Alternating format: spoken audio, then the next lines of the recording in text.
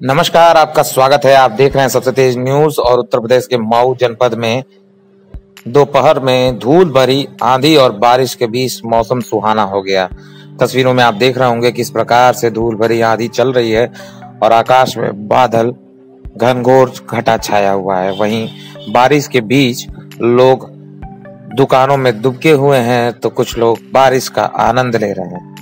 इस बारिश के आनंद के बीच जहां किसानों के चेहरे पर काफी परेशानियां झलक रही हैं, उनकी फसलें भीग गईं, लेकिन वहीं दूसरी ओर कुछ लोग मौसम सुहाना देखकर आनंद ले रहे हैं। देखें एक सबसे तेज न्यूज की ये रिपोर्ट।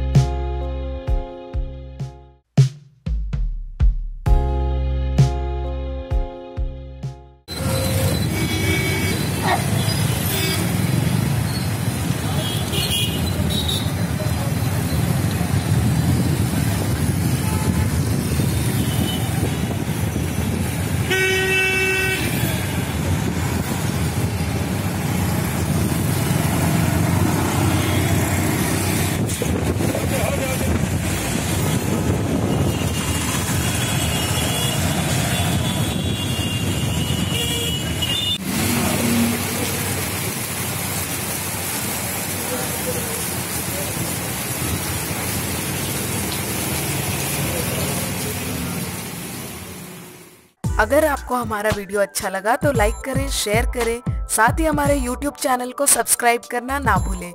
लेटेस्ट वीडियो अपडेट के लिए घंटी बटन दबाएं।